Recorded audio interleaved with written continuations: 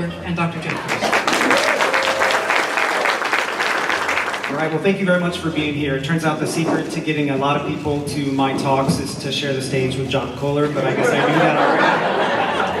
But really, thank you for being here because there are a lot of things, wonderful things going on at the Expo right now, and it's really an honor to be able to share this hour with y'all because I know there are many wonderful things to see. So thank you, and John and I really hope that over this next hour, the information that we share with you can really be life-changing without overstating things, hopefully.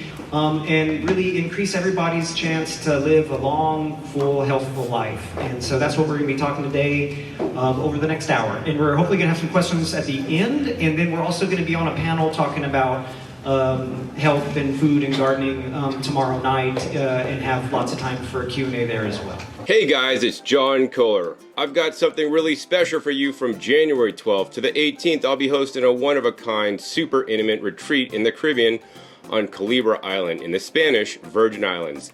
This is the first time I've ever done anything like this. Just 4 to 8 of you will get my personal one-on-one time with me learning everything about organic gardening and holistic health alongside my buddy Kailash Niels. Spots are super limited, so if you ever want to hang out with me in person, this is your chance. Hit the link below to reserve your spot, and I can't wait to see you there. So let's get started. All right, take it away, Jeff. Jeff's going to take the first half of the talk, and I'll be doing the second half of the talk when we have, similar messages, but a little bit different, based on both of our different experiences, actually. Yep. Wonderful, Jeff. Okay, thanks, John.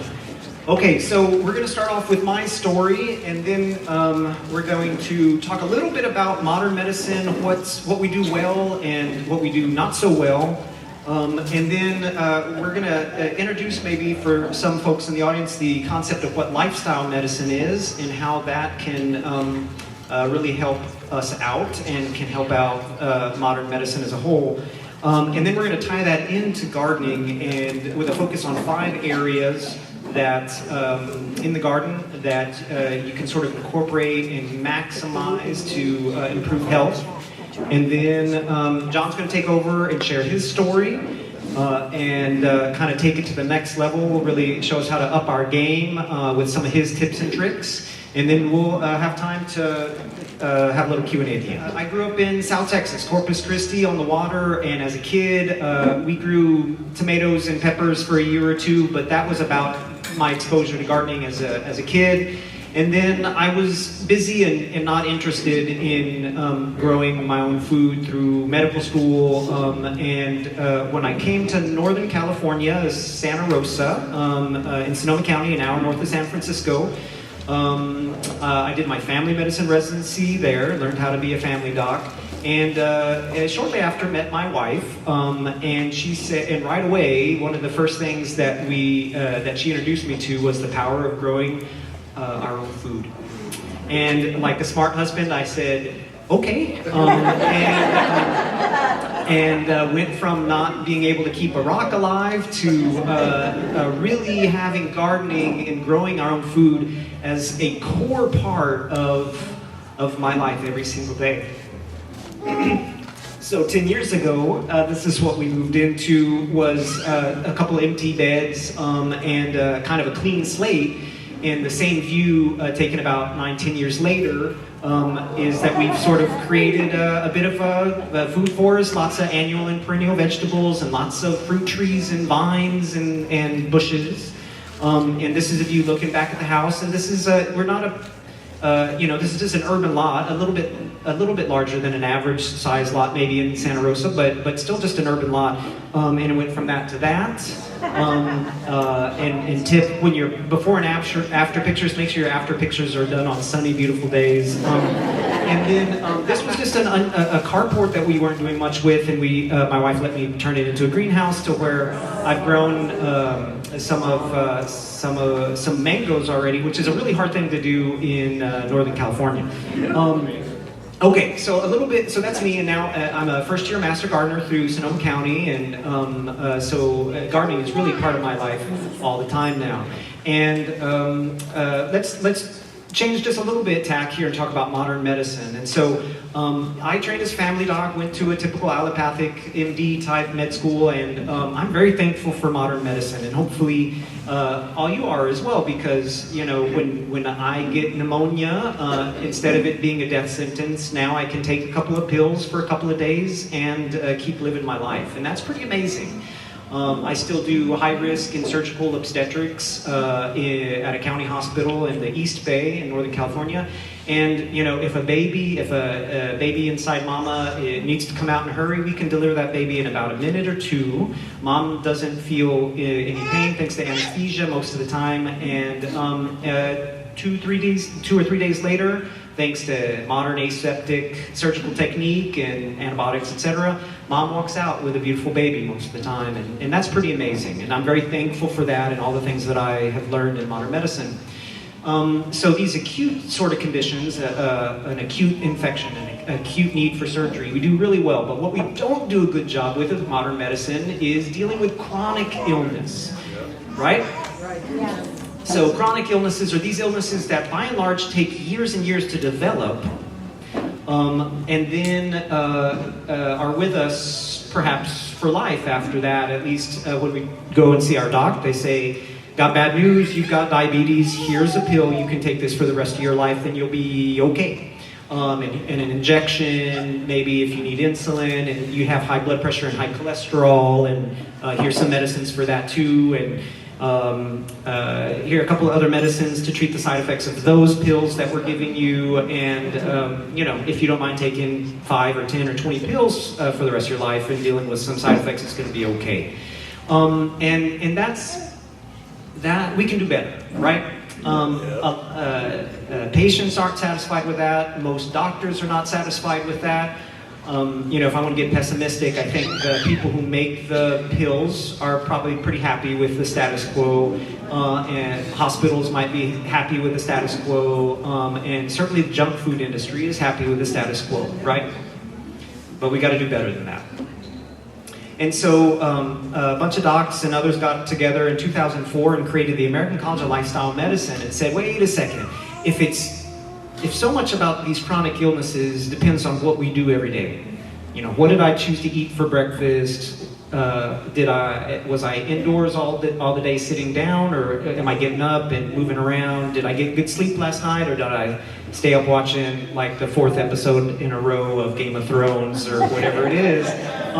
And how all those things add up, and if we can address that, then a lot of these chronic conditions are preventable, and they're treatable, and they're actually even reversible, which is something that we never talked about when I was in med school over 20 years ago.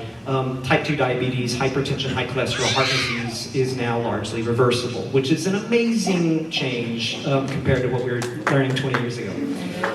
So a nice metaphor is sort of like, if my hand is sore because every day I hit it with this hammer, what I used to do before I became a lifestyle medicine doc was I would just prescribe a really nice thick padded glove so I could just keep hitting my hand with a hammer.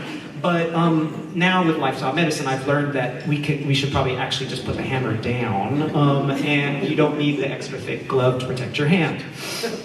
Okay, so what is this lifestyle medicine? This is a focus not on pills and procedures, though we still use those when necessary. I've never prescribed kale for somebody having a heart attack in front of me because it won't work at the moment, but I do prescribe kale for someone who wants to prevent their first heart attack, right?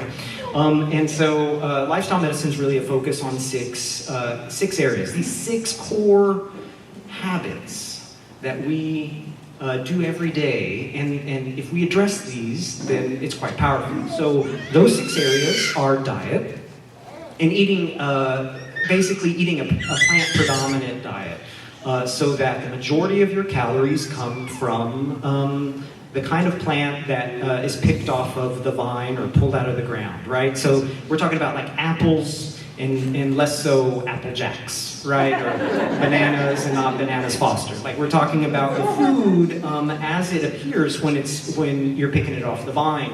And about 90% of our calories consumed in America are actually from highly processed foods.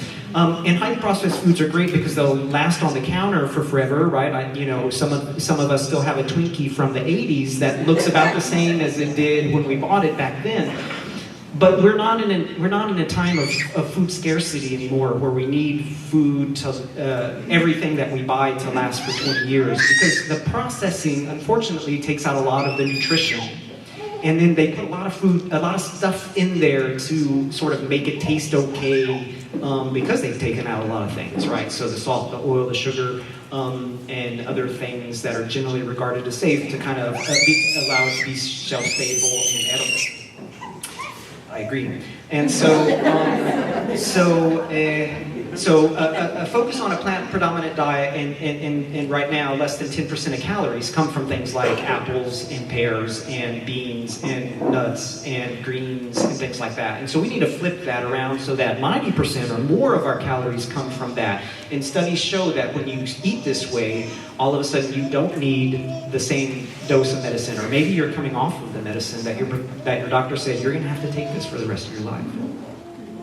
Okay, the core tenet number 2 is movement, daily movement, trying to make movement a daily part of your routine. We're shooting for 150 minutes of moderate exercise a week, but get more if you can. More is better, but making sure that we're doing aerobic activity, strength training, etc. Quality sleep, shooting for 7 to 9 hours of sleep. The old adage of I'll sleep when I'm dead. If you practice that, well, you'll get to practice it sooner than you expected, perhaps, because sleep is really important. All sorts of stuff goes on during sleep that we didn't really understand scientifically and medically just a few years ago. Additionally, trying to minimize harmful substances like cigarette and excessive alcohol use, having strong social connection, and dealing with chronic stress. All have study after study after study that shows that if we can focus on these things, then we're less likely to need that heart surgery, and we're less likely to need some injection to help us with this or the other. Okay, so how does all of this tie into gardening? Because we're not at a medical conference, thankfully. This is much more fun than a typical medical conference. We're talking about growing our own things, right? So gardening really does embody so much of lifestyle medicine, to where I feel like doctors should be prescribing, okay, grow some tomatoes, and we'll check in a month and see how things go. There are not very many of us out there who are prescribing that, but I want this message to spread, and maybe you could ask your doc what they think about lifestyle medicine and gardening.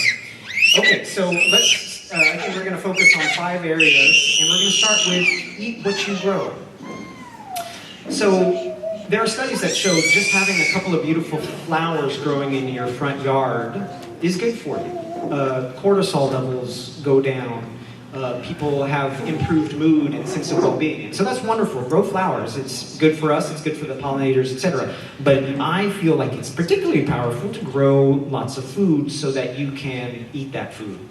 And the best food for us and for the planet is not created in a lab and sold in a bag or raised on a factory farm. It's what we grow in our own gardens, right?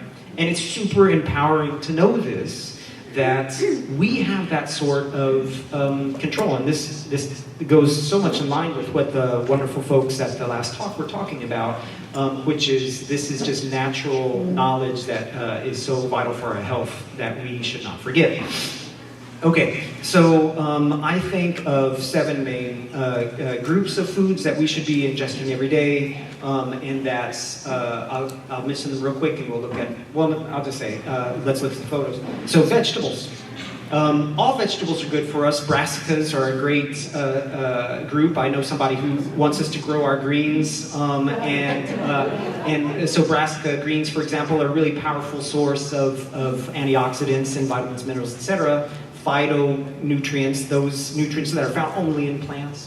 So eat your vegetables as much as you can and as often as you can, but don't forget about the fruits.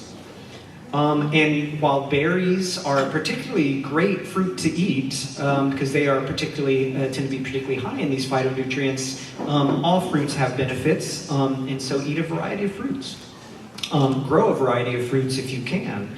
And that will be a harvest that you can supplement with your vegetables. Don't forget about the very powerful group. This is the third group. These are the legumes. And what is a legume? That's a bean, a chickpea, a lentil, and a split pea are your four main legumes, right? So grow these, eat these on a daily basis. Eat half a cup to a cup of beans at least a day of any type. And this is going to help with things like blood pressure and cholesterol. All right, whole grains. A little bit harder to grow in a small garden, but not impossible. Things like hulless oats, and some people have, we were just talking about amaranth. What a great example. Corn, which is probably a little bit less processing to grow your own corn as compared to wheat, for example. But all these whole grains are critically important for us. Nuts and seeds, depending on how much space you can how much space you can give to that in your garden. But nuts and seeds are very critical as well. Herbs and spices, what a great source of really concentrated antioxidants, phytonutrients in just a small amount of powder or fresh leaves.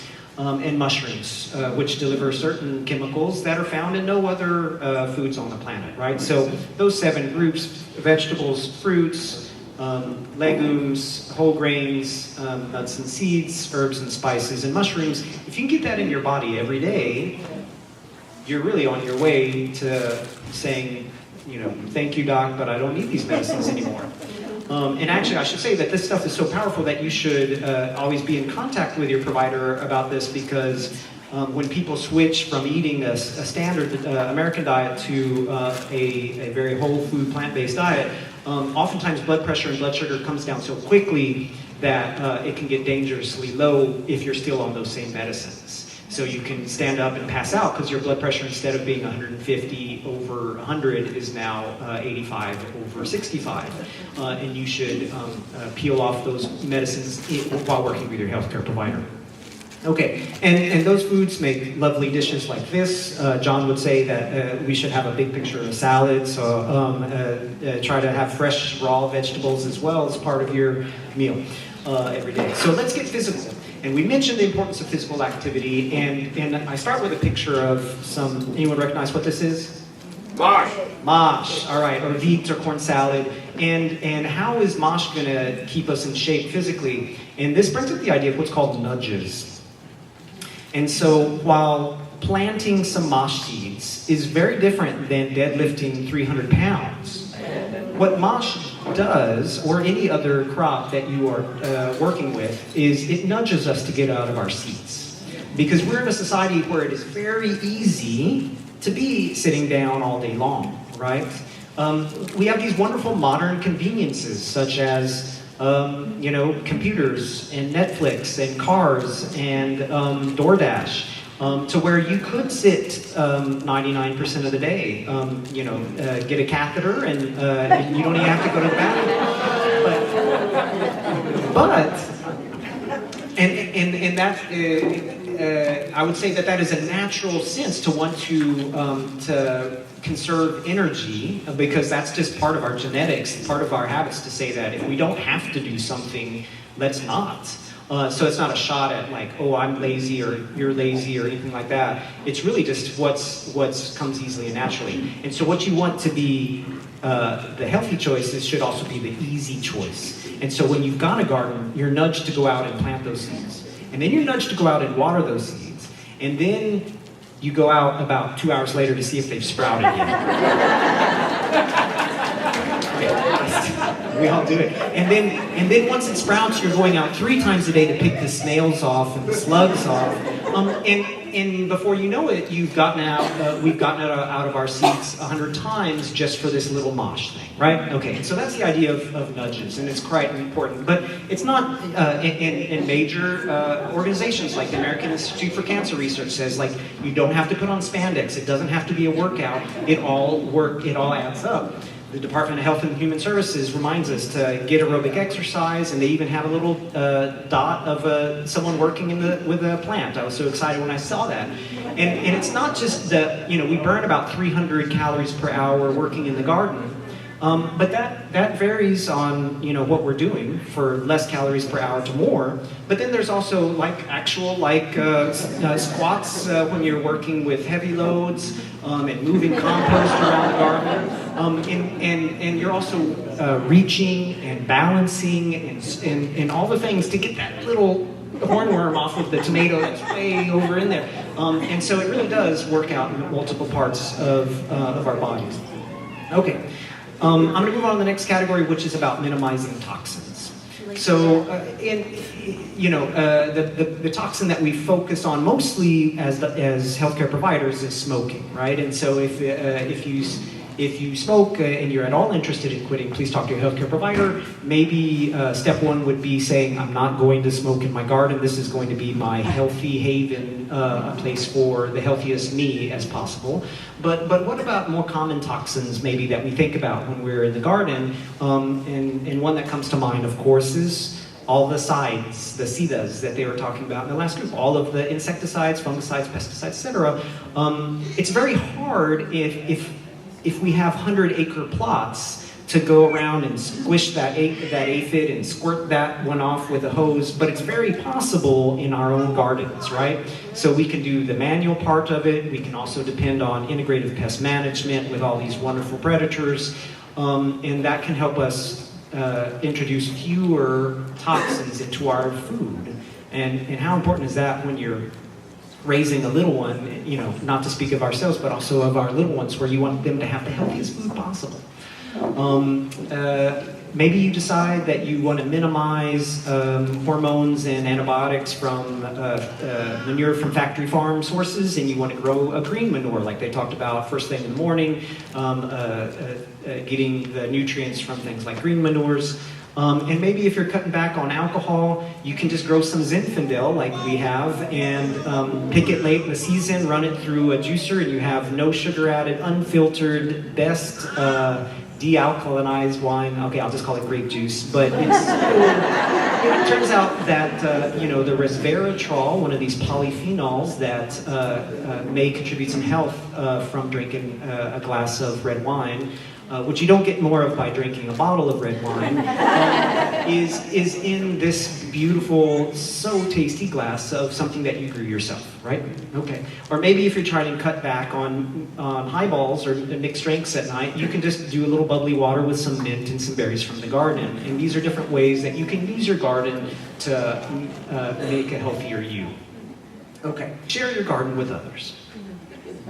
We are all social animals, and we need community. Studies show that loneliness is as bad for our health as a cigarette habit. And so there's multiple ways to share your garden, and I have to admit that most of the time I'm in the garden all by myself, but when I'm lucky I get to be out there with my wife. And that takes it to another level, but maybe I'm gardening in the front yard and I get to see the neighbor that I never otherwise get to see, and we chat a little bit about, how bad my okra harvest is doing or whatever, but at least we're sharing in the community. And sometimes we have a surplus and we have a great yield, and then you're inviting people over for a potluck, and that's community. Or sharing with others, like my friends Fred and Nicole, who is definitely one of the sweetest gifts I've ever had in my life is them going out to their mulberry tree and picking a bunch, and I figured they'd give me some and they'd keep some, and they gave it all to us, and what a just lovely gift that was. Or my friend Chad, who's got an apple tree and not really any horticultural knowledge at all, and so I go to his house and I pick up to his winery, and I pick up 100 apples from the ground, and I make applesauce for his family and for our family, right? And that's community. Join a community garden if you don't garden much at your own house, or if you just want additional benefits, because like this group in Sebastopol, the Community Seed Exchange, you can work, gain garden knowledge, share in community, and then they have all these seeds that they share for free with everybody who's involved. And think about how powerful that is for the community. Or like Ron Finley in LA, not far from here, who's done all this work in South Central who says that gardening is the most therapeutic and defiant thing that you can do in the inner city, plus you get strawberries. And so converting, while we are talking mostly about self-health, we don't have health if our community is sick, and so how community gardens are healing whole communities. My last tip is, before I pass it over to John, find times to de-stress. And so I don't know about you, but the last thing that I was doing before I got on the flight over here, and probably one of the first things that I'll do other than giving a hug to my daughter and wife, is going into the garden to make sure that things didn't wither in the pots, and this little thing that was in my ICU that I've been trying to keep alive, and how is that doing? And so it's easy to have a gazillion things that you feel like you're always doing in your garden, but take time to relax, right? So for us, we eat dinner oftentimes when the weather's good. We'll eat dinner outside in the garden. And when I'm sitting down eating, I can't be, flicking harlequin bugs off my brassicas. I'm looking around and I'm reminding myself just how lucky we are to have this. Take a walk after dinner, pick a raspberry off the bush, and enjoy some dessert, the freshest dessert that you can ever have. But we all have chronic stress, whether it's financial, familial, work-related, etc. Take time to have a healthy habit, a healthy way to address that. So those are the 5 areas that I would say focus on. Now, John, take it away. All right, Jeff, thanks so much. Jeff kind of went over some big picture at first, the healthy habits, and some smaller picture things and suggestions based on his gardening experience. And now I'm going to kind of get into some of my tips and actually give you specific things you can do to live a healthier lifestyle. And this is not just me making up stuff, because this is a lifestyle that I live, so I'm actually sharing tips that I've learned with you. This journey has been very important for me, because how many of you guys have watched me on YouTube growing your greens? So maybe like half or so. And then another question I had is, how many of you guys live in zone 9? Oh, good number. Probably most of you guys. That's good. And then, so my tips are just from living in a zone 9 where I'm able to grow food year round, and actually I would consider my lifestyle like a gardening lifestyle. I live around my garden. I mean, I do work from home. I've created my life so I could do that, because that's also very important, not to be stressed out. And working from home, I have a lot of free time to do and use as I choose when I want. So first I want to kind of get into my story, just real brief, because we have a lot of slides to go over and I don't want to miss them out. I don't want you guys to miss any. I got into gardening, actually. A long story, actually. I didn't really get into gardening at first. What happened was, after college, I had a life-threatening illness called spinal meningitis. I was hospitalized, and the doctor said I might not make it out alive. So I'm like, when I was a young kid, I was like, man, this is not supposed to happen to me until I'm like 60. And then, now that I'm a little bit more mature, I'm like, man, that's not supposed to happen to you at least until you're 100 if you're living healthy. And I mean, of course, there's blue zones around the world. That being said, the doctors had no medical treatment for me. So, I mean, that's definitely not a fun place to be when the doctors can't even help you. Even if I had made $1 million, which I was nowhere near making, actually just probably in debt at that point coming out of college, I couldn't pay the doctor off. Mr. Doctor, here's a check for $1 million, not valid unless John walks out of here. People that have lots of money lose their life because they're specializing in making money, which is great, and I don't think we should necessarily specialize in making money personally, because you could have all the money in the world, but without your health, you have nothing. And that's what I really learned being in the hospital. The doctors tell me, hey, you might not walk out of here alive, so that's definitely not fun. So then I learned, hey, health is your greatest wealth, so I try to take that to heart, and I've designed my life so that I could do that, and I would encourage all you guys to design your life so that you could make your health a priority. If it is a priority, maybe money is still important to you, and that's the most important thing for you, and we're all here to choose to live how we want to choose, but I would hope you would choose your health first, because without your health, you can't enjoy your money. So anyways, I got out of the hospital, not through any medical superpowers, but I can only say through higher powers. And when I got out of the hospital, I'm like, hey, what can I do differently so that I don't end up in the hospital again? Because the doctor said that, hey, you have a complement immune deficiency. The reason why you got spinal meningitis is because you have a weaker immune system. And many of you guys may know the Boy in the Bubble movie. I mean, I'm not that bad. But I like to think of myself kind of like, hey, I may be compromised, immunocompromised or whatever, so I need to work extra hard because I may have some genes that are not the best, or maybe a microbiome that's not the best. So I need to live appropriately so that I can, enhance my health through my lifestyle primarily. And so that's what Jeff was talking about, lifestyle medicine. So I've been doing that basically all along. Of course, I've learned many things from Jeff that I've also adopted to take me to the next level.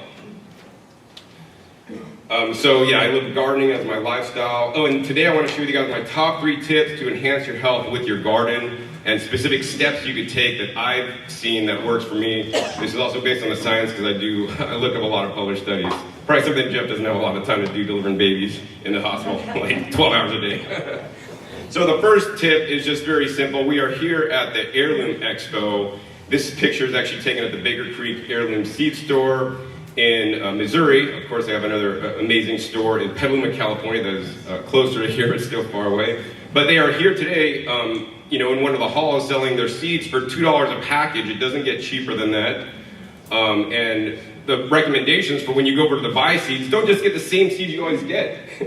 Get varieties you don't normally eat because that will expose you to different nutrients that are not in, the foods that you normally eat. So if you always get the green okra, hey, get that purple okra. If you always get, the pink tomatoes because you think they look pretty and you're a girl, get those deep, rich black tomatoes that all the guys want to buy because they look more masculine, And don't forget about buying several different kinds of leafy greens. My channel is called Growing Your Greens, and I didn't just do that haphazardly. I do that because the fact of the matter is the leafy greens are the most nutrient dense and calorically weak plants on the foods on the planet, whereas like most processed foods, very high in calories and like almost no or dismal phytonutrients or none actually. So we really want to eat these low calorie foods that are going to provide us a lot of health benefits, and those are the leafy greens. And I also like to say choose rich and deeply pigmented crops. That's very important. So instead of getting like iceberg lettuce that is like almost white, get the dark, deeper red or purple pigmented lettuces, get the scarlet kale, so instead of leafy greens, that I would say get leafy reds. So red amaranth, there's so many different red colored plants. My favorite in the summer in my garden right now is the false roselle, which is like a roselle, but it's all red leaves and it has a nice sorrel flavor. All right, next up, and this is the difference that the selecting of the different crops you're growing can make. So the black and white slide is basically shows iceberg lettuce and the phytonutrients in the iceberg lettuce. And as you move up to like a red lettuce, you can see it's just significantly more phytonutrients. And in my belief, and based on some of the science I've seen, some of these plant phytochemicals really can confer disease protection within us. And then the lower slides, or the lower graph, shows the different nutrition in the purple versus orange carrots and even the white carrots. And there's 2 different lines there actually, and so the fun thing is they did peel the inner part of the carrot and the outer part of the carrot. So a lot of people peel their carrots before eating them, but then you're losing a lot of the nutrition because there's a lot of nutrition in actually the peel. And of course, on this graph as well, it shows that the purple is really just dominating over the orange. And actually, I'm not really a big fan of orange carrots, and actually somebody I met yesterday said she was testing the carrots, and she said actually white carrots were actually more nutritious than the orange, which is against usually like eat deeper colors. I think the goal is to eat deep, rich, vibrant colors, deeper whenever possible, but yeah, as long as it's a bright color. And then of course, everybody always eats orange carrots. So yeah, definitely don't grow orange carrots, grow other colors. All right, let's move on. Oops. Back, all right. And this is something I've learned a lot too about, plant genetics are more powerful than the growing practice. So like, it's more important to get like, say like a purple tomato instead of trying to grow an early girl and then use the best growing practices to kind of get that plant to try to express more of the secondary plant metabolites. Because you're never going to get that tomato that doesn't have the genes to make more metabolites even with the best fertilizer practices than just getting genetics that are already going to do that from the get-go. And that's something that maybe people, I'm just going to grow the best. And I always recommend having the best soil growing practices. So in general, I've seen based on the studies, with some exceptions, I'm not going to say it's always perfect, but generally there's less phytonutrients in conventionally grown produce because they're basically spraying on all the sides, insecticides, pesticides, herbicides, fungicides. And then it basically makes the plant so that it doesn't have to defend itself against the predators. And the defense chemicals that the plants make are phytochemicals for us that can confer health benefits, great health benefits, actually. And I recommend beyond organic living soil practices for the most nutrition in plants. And these are a lot of things that even organic farmers will not discuss, adding things like trace minerals, making sure you have good microbial activity, fungal activity, using the food soil web practices. And there's plenty of other speakers at this event that could go way deeper about this than I can, for sure. So, next slide. So now I want to show you guys what I'm growing in my Las Vegas garden and the 4 most important crops that I grow year-round. If you're in a zone 9, that's why I asked you, and most of you guys are, you can grow these plants also. This is a picture taken literally last Sunday, just a few days ago, in my garden in Las Vegas. This year we hit 120 degrees, and my stuff is not dead. We also hit over 115 for 5 days straight. We've had nearly 3 months of over 100-degree weather straight. I think yesterday was, or the day before, was hotter here in LA than in Vegas, which was only 98, but I think next week we're gonna hit back 105 again. And it's still September and I gotta start planting out my fall crops. Nonetheless, you can see I have one whole wall. On one side, the light green is all the ong choy, or water spinach, may be illegal to grow in some states, including California, although I started them from cuttings sourced from California. And then, of course, the other side, there's some mixed greens, including tree collards, okra, another one called bele, sourced from actually Baker Creek. I have the shiso, the Breton shiso. But yeah, this is just one side of my garden. And I mean, it flourishes using my practices and my techniques. That being said, I really want to go into, I grow so many different kinds of plants. I'm going to pick out 4. This is extremely difficult for me to pick out 4 that I want to show you guys. But I picked out these 4 because they grow, number one, they grow year-round. And that means if I'm in a zone 9, you're in a zone 9, you could grow these same exact plants year-round, and you could benefit from growing them, harvesting them, and eating them yourself. So the first one is, of course, my favorite plant probably in the world, is a perennial tree collards. Many of you guys may know this. If you guys watch me, some of you guys don't. If you've been over my booth, you see that majority of what I brought to sell are the perennial tree collards. I do have hybrid perennial tree collard seeds, which are not true to seed, but you do get some really cool crosses with them. But the perennial tree collards have more protein by weight than beef. And if you think about it, wow, how can it have more protein by weight than beef? Well, think about it. Where does the beef get its protein, right? The beef eats greens. Well, maybe not tree collards. I'm sure they would eat my tree collards. They eat grass, and of course, beefs and capos unfortunately eat things that they probably should be eating, like GMO corn and soy. But yeah, the cows get their protein from greens, and that's why my channel is called Growing Your Greens. I want everybody to eat more greens. My goal every day, actually, is to eat 2 pounds of greens. Like, John, how do you do that, man? That's a lot of greens, 2 pounds. It's easy. So we'll be sharing with you guys how I process my greens to make them I can easily get 2 pounds into me every single day. And so anyways, the tree collards grow year-round as a tree. My tallest one has got it up to 12 feet tall. You could prune them, of course, and you have to propagate them by cuttings, because if they go to seed, they're not true seeds.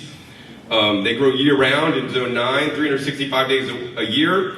If you have like landscape trees outside, you can't eat your landscape trees. Even if you got fruit trees, as much as I love fruit, you could take up space in your garden or your property. And I live in a residential house.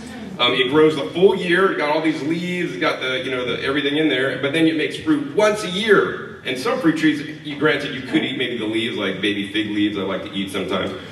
But with this tree collard, every single leaf that comes off the plant you could eat, and now no longer do you need to go to Costco and get the organic spring mix or spinach mix that I think tastes like garbage.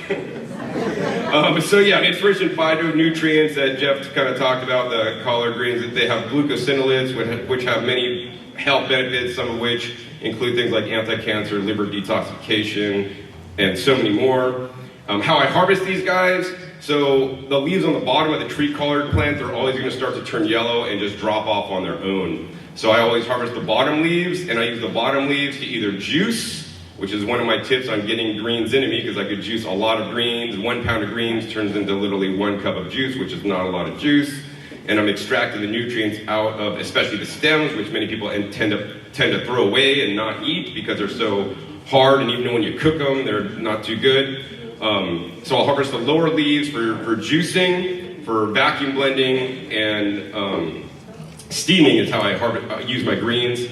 And then a very important tip is when you harvest the fresh kale, there's enzymes in there, and if you instantly put the kale or any kind of brassica into a pot, you're going to kill all the enzymes. And the enzymes are very important because they basically make the kale more anti-cancer and give you more nutrition. So if you eat it raw, no problem, just cut it up and eat it, or just take leaves and chew it in your mouth. That'll release the enzymes, and you'll get the health benefit.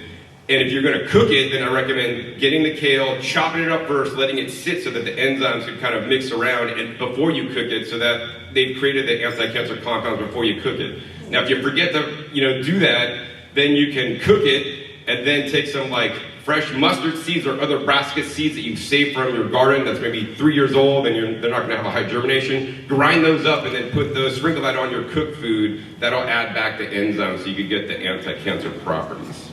All right, next one I recommend everybody growing are something like Chinese chives or other kinds of allium stems. I grow green onions, I grow garlic in the right time of year, but these Chinese chives I love because my friend in Pahrump, California gave them to me. They gave me some of the bulbs and I planted them, and now I basically can't get rid of them. They just keep growing every year, and right now, actually, this is a picture taken 2 days ago. It's going to flower, and then they'll make seeds, and seeds will drop, then I'll have more come up all over the place.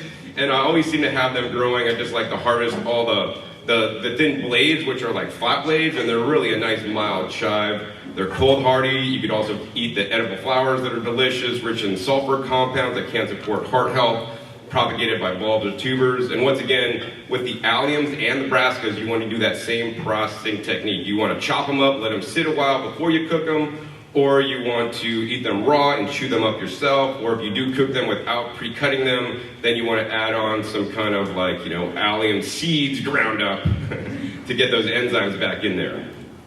All right, next up, my favorite is the longevity spinach. So how many people are growing the longevity spinach? I did last year. Oh, cool, just a handful, you guys. But this is an amazing crop, once again, zone 9. Even in Las Vegas, where I think we had snow one day last year and then it melted. The longevity spinach is a tropical green, but the cool thing about longevity spinach, unlike other tropical greens like moringa and other things, is that it's cold tolerant to like 33. So even if it's 33, it doesn't freeze and it's totally healthy. 32 doesn't like it, so I could basically put it on the wall that gets the most sun, and I put up the Christmas tree lights to keep it alive. Some years I lose them, and that's all right, because now where I get them is I get longevity spinach little starts that Baker Creek made. And so Baker Creek has a very, very cool program that many people may not know about. They send out fresh plant starts that they've started there in Missouri. I have videos where I show this at very affordable prices, including shipping, which is crazy. I have about 10 minutes left, so I gotta kind of hurry up a little bit. But the next one is the mint. I love the mint as well as other herbs that grow perennial in my garden, but I really love the mint. I mean, once you grow mint, you can't get rid of it, and I would recommend put it somewhere where you want it to overgrow, not in a raised bed because it'll quickly take over. I recommend growing it in a container so you can prevent the spread. But once you got it, you're always going to have it. I have mint literally year-round, and mint is full of essential oils and other bioactive compounds. I use it to flavor my foods, put in juices, blend up. And then next thing I want to go over, I'm going to have to run over pretty quick because I got 10 minutes left and I want to have a little bit of time for Q&A because I know you guys got some questions.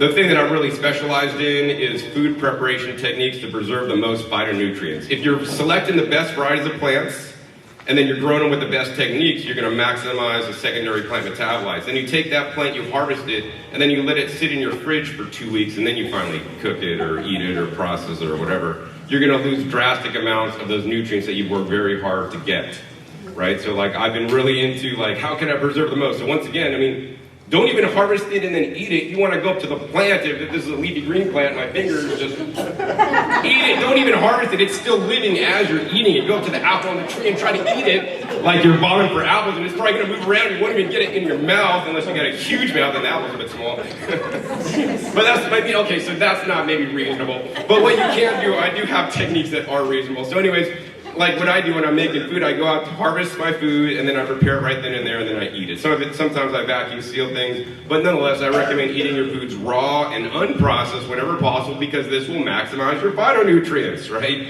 That being said, I do more than just eat my foods raw, and of course grazing in your garden is great. I mean, I'm sure most of you guys graze in your garden, just working in your garden, picking a kale leaf here, picking some edible flowers there, eating some fruit, eating some figs off your trees and some berries.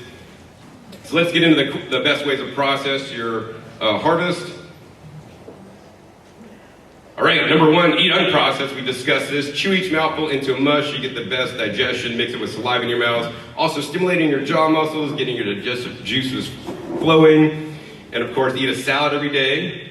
Number two method I like to use is called vacuum blending. Most people have not heard of this. Most people will take their high quality produce that they grew with lots of phytochemicals and then blend it in a blender. But if you really think about it, when you're blending in a blender, you're mixing in lots of oxygen. If you have a Vitamix, right, you're lucky enough to have a Vitamix, you fill up your Vitamix to this level on the carafe. When you're done blending, it's a little bit higher. You created food out of nowhere. No, you didn't. You added a lot of oxygen, and that oxygen, the problem is that oxygen is all dissolved oxygen that later on is going to basically, I would say, unscientific version is pop, and then basically digest, unscientific version, all the antioxidants in there, so you're going to lower your antioxidants. There are published studies that show, about half as much as vitamin A, 50% less vitamin C, and half as much of some of the polyphenols, oxygen-sensitive polyphenols, when you don't vacuum blend. Now, vacuum blending, once again, I do extreme things, so this is like extra credit. I'm not going to say, John said if I just blend stuff, I'm losing all my nutrition. No, you're not. People heal themselves all the time just blending regularly. But if you want to take it to the next level and step it up and preserve more of your nutrition,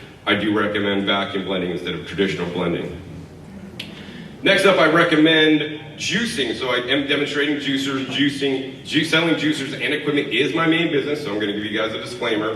But this is how I get the majority of my vegetables, or a lot of my vegetables in me, especially the leafy greens. So literally I juice 1 pound of greens from my garden and organic local store-bought greens when I don't have enough. And it literally turns into 1 cup of juice.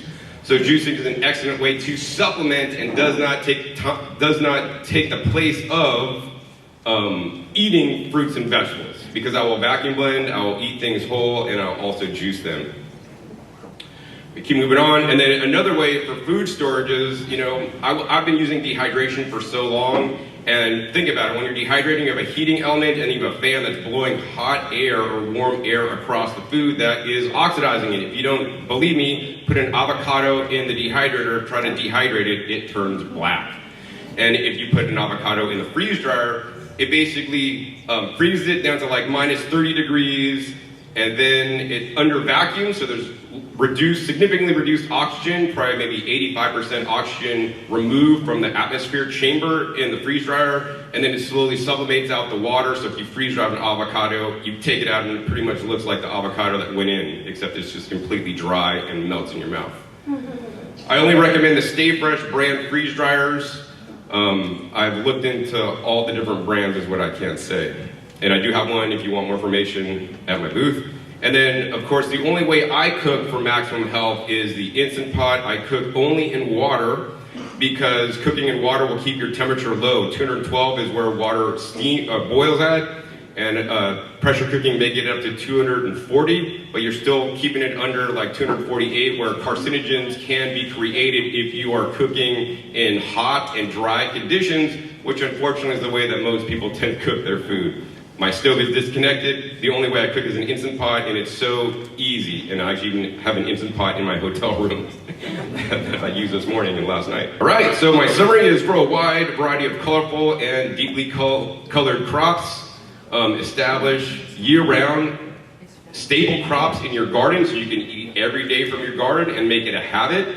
Minimally process your food to retain the most nutrition and be grateful every day. I think I have a few minutes for questions with Jeff. These are my websites and YouTube channels. We will also be over at my booth if you have questions that we can't answer, because we want to respect the next speakers that are coming up really shortly. And I have a couple of handouts that I'll take to the back of the room if you want to take a look at those as well. So any time for a question or two? Anyone have any questions for us? I'll ask a question. Okay, question in the front. So what got you into this? I mean, like, I know that John's been doing it for years and the health and stuff like that. And I heard you say you're part at the beginning, but you're a practicing physician. So why are you doing this? Is this just feeling like you want to give back to the community? Or are you getting ready to sell a book? Or are you going to go online? What are you doing? So the question, what's my name? Dr. Jeff Pierce. Jeff Pierce. The question in the front was, why am I doing this? I'm a practicing physician. Why am I focusing on food and movement and gardening and things like that? Well, I think part of it is the frustration that many of your healthcare providers feel when they are in the 10-15 minute appointment where we have just about as much time to write a prescription and oftentimes very little education in medical school and residency to do more than that as far as diet and exercise. And so it is much more fulfilling, if we want to be just talking about how it benefits me, it's much more fulfilling to be able to feel like a healer and not just a prescription writer. Thank you. The question was, am I coming out with a book or what am I selling or something? I do see patients on telehealth in various states where we do talk about this, about like how can we use other modalities to help you get off of medication. So that would be my disclaimer that I use lifestyle medicine to help patients. Yeah. That's good. And of course, Jeff, you have your own story on why you got into this diet yourself. So why don't you share that real quick? Just for my own health, I clearly saw how beneficial it was to myself and to the patients, and so now and I want to bring that same benefit to my family, and so it just seems like the natural thing to do. Another question in the front? John, can you explain more about vacuum blending? How's it different than a regular blender? Sure, so a vacuum blender is basically like the same as a blender, but the only difference is that the top is sealed, and usually it should have better bearings at the bottom, and you basically suck the oxygen out of the chamber before you blend. So if you're handy, you could do a DIY. I have a video on YouTube, like how I hacked a NutriBullet into a vacuum blender because I saw them at the trade show. They were invented in Japan originally. And then I couldn't buy one. I'm like, I need a vacuum blend because I saw the difference at the trade show and they were not available, so I made one. So if you're handy, you could make a good seal around the lid where it goes on. You could use a bleeder pump for like bleeding your brakes, which is a vacuum pump. I mean, they have a lot better vacuum pumps that I have shown on my YouTube channel that would be more prudent to use. But yeah, you just suck out the excess oxygen out of the chamber. The best is pulling out about 26 inches of mercury, which is maybe like 85% of the oxygen is reduced before blending. But of course they have machines that you don't have to mess with your blender, void your warranty, and all these things. Great question. So we're going to go to the back of the room and answer any and all questions that you'll have, and we're going to give the stage to the next group. Thank you very much. Thank you very much.